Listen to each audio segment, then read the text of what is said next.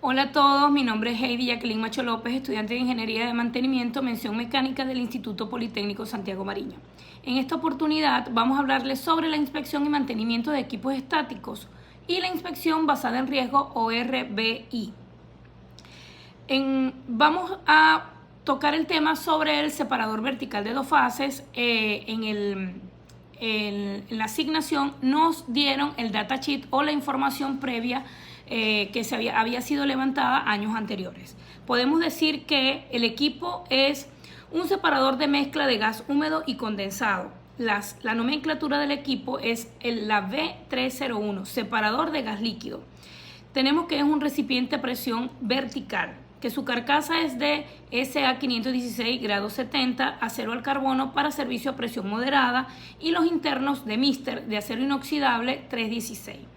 El código de diseño es ASME sección 8 división 1 y el uso típico de este equipo es común en plantas de gas y petróleo para la primera etapa de separación. Vamos a hablar sobre el análisis de mecanismos de deterioro. Primero tenemos que identificar los mecanismos de daños probables. Tenemos que, basado en el medio de servicio, gas húmedo y condensado y el historial de fallo, como número 1 tenemos la corrosión bajo aislamiento. Como número 2, el adelgazamiento interno por corrosión. Como número 3, la relajación de juntas y fugas. Y como número 4, la corrosión y obstrucción de internos. Volvemos al número 1, que es la corrosión bajo aislamiento. Sus siglas son CUI. Evidenciado por el historial de septiembre del 2023 que nos dieron anteriormente en el datasheet, podemos decir que es común en equipos aislados que operan a temperaturas intermedias, donde la humedad puede penetrar el aislamiento. Como segundo paso tenemos el adelgazamiento interno por corrosión y podemos decir que probable, debido a la presencia de gas húmedo que puede contener CO2 y H2S y el condensado, atacan al acero al carbono grado 70, SA516 grado 70 de la carcasa. La relajación de juntas y fugas, tenemos que en el historial de fugas en bridas de marzo del 2018 dice que es causado por ciclos térmicos que relajan el torque de los pernos y fallan la junta. En el cuarto punto, que es corrosión y obstrucción de internos, tenemos que en el historial de corrosión y obstrucción del de Mister de acero inoxidable nos da el datasheet septiembre del 2021. El cálculo de la tasa de corrosión y vida remanente. Dado que no se nos suministró mediciones de espesores históricos UT, utilizaremos los datos del datasheet para el cálculo de la corrosión.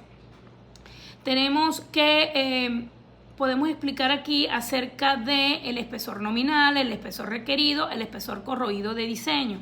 Nos dice que el espesor nominal es aproximadamente de 15,0 milímetros, el espesor requerido es de 10,5 milímetros, el espesor corroído de diseño 3,0 milímetros, que es el espesor que el diseño permite perder durante la vida útil de diseño. La fórmula de la tasa de corrosión, CR menos corrosión rate. Tenemos que CR es igual a la corrosión rate vida de diseño. Dado que no se proporciona la vida de diseño, usaremos un valor típico de 20 años para equipos de proceso. Tenemos que el cálculo de la vida remanente es...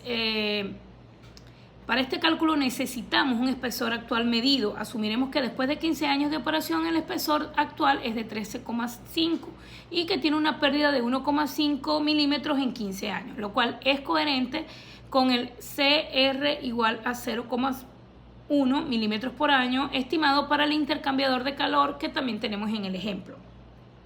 Podemos concluir de este cálculo que con un espesor actual asumido de 13,5 y la tasa de corrosión de diseño de 0,15 milímetros por año, el separador aún tiene vida remanente de 20 años antes de alcanzar el espesor mínimo requerido. Vamos a hablar sobre la inspección basada en riesgo. El RBI, en sus siglas en inglés, busca determinar los intervalos óptimos de inspección. Tenemos que riesgo es igual a probabilidad de fallo por consecuencia de fallo. Y como ve, tenemos que la estimación de la probabilidad de fallo, sus siglas son POF. La POF o estimación de la probabilidad de fallo aumenta con el tiempo y con la severidad de los mecanismos del daño.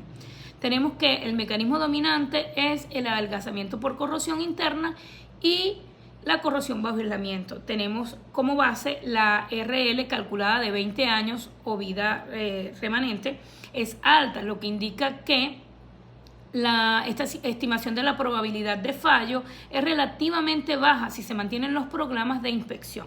La consideración histórica. Tenemos que los fallos previos, fugas, CUI, también sugieren que el análisis, la estimación de probabilidad de fallo no es despreciable, especialmente en las zonas de transición, soportes y boquillas. La estimación de la consecuencia de fallo. Medio de servicio, gas húmedo y condensado. El impacto ambiental y de seguridad tenemos que es una falla en la carcasa a 15 bar, podría liberar gas inflamable tóxico si contiene H2S al ambiente, resultando en un impacto alto en seguridad y ambiente. Tenemos que el impacto económico es si la parada no es programada de un separador principal, resulta en la pérdida de producción de toda la unidad de separación, lo que implica una alta pérdida económica. Como resultado tenemos que, dado a que la estimación de probabilidad de falla es baja, pero la COF es alta, que es una falla crítica, el riesgo general es medio alto. El plan de inspección debe centrarse en mitigar las consecuencias mediante una rigurosa inspección. La generación de plan de inspección, eso es algo muy importante para poder seguir dar apropiadamente un reporte para atacar esas fallas de ese equipo. Tenemos que el tipo de inspección, tenemos un cuadro donde podemos describirles el tipo de inspección, la frecuencia sugerida, el método y el objetivo. Tenemos la inspección visual externa. Esta se hace cada 3 años para monitorear el CUI. La BT, que es una inspección visual, es el método. Y el objetivo es saber la condición del aislamiento, soportes, drenaje y buscar signos de fuga. Tenemos la inspección interna, que se hace cada 10 años cuando el equipo está parado y se hace con una evaluación visual y evalúa el adelgazamiento general, corrosión localizada y condición del demister. Tenemos la medición de espesores, que se hace cada 5 años. Con ultrasonido y monitoreamos la tasa de corrosión y confirmamos la vida remanente del equipo. La inspección de bridas, que se hace cada 3 años junto con la BT externa o la inspección visual externa, se hace con partículas magnéticas y se detecta grietas en soldaduras o bridas, y eso lo tenemos en el historial de falla. La conexión con la práctica de ingeniería.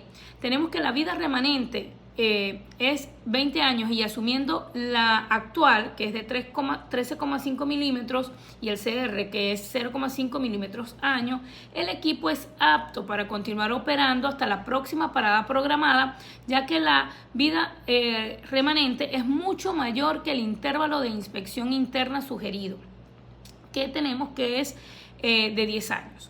La validación del RBI dice que la inspección se valida con la fórmula de vida útil intervalo máximo permitido. Dado que el CR es bajo y la RL es alta, la RBI sugiere que el plan de inspección sea de 10 años internamente, el cual es conservador y apropiado para mitigar el riesgo medio alto. Y tenemos que planificar el mantenimiento preventivo. Este mantenimiento preventivo debe centrarse en las fallas históricas. La acción es inspección y reemplazo de juntas bridas cada de 3 a 5 años. La acción es revestir y reparar el aislamiento en zonas críticas, los soportes, para prevenir el CUI cada 3 años. La acción es el monitoreo o reemplazo programado del demister, por ejemplo, cada 6 a 8 años, debido a la obstrucción y corrosión histórica. Tenemos una lista de verificación donde podemos seccionar o decir que los puntos de inspección crítica son los soportes y faldones, soldaduras de accesorios de boquilla, aislamiento y recubrimiento, malla separadora, fondo y drenaje, línea de interfaz de gas líquido, donde se busca o se tiene un criterio de aceptación API 510 del espesor remanente, libre de indicaciones lineales o no lineales que sugieran la longitud máxima en las soldaduras, accesorios y boquillas. En el aislamiento y recubrimiento tenemos la ausencia de daños o grietas que permiten la entrada de humedad, la malla malla separadora, ausencia de corrosión severa, deformación plástica, obstrucción. El fondo y drenaje, tenemos que el espesor es uniforme, sin corrosión por picaduras. Tenemos que la línea de interfase de gas líquido se detecta corrosión o erosión localizada más agresiva. Tenemos que la ejecución y simulación de los ensayos no destructivos, se seleccionan los ensayos no destructivos más efectivos para los mecanismos de daños identificados en este separador. Tenemos un ultrasonido donde sale que el haz es normal. El propósito es la medición de espesores remanentes de la carcasa, tapas y boquillas para calcular la tasa y corrosión y la vida remanente. Y es el método primario para evaluar el adelgazamiento interno por corrosión.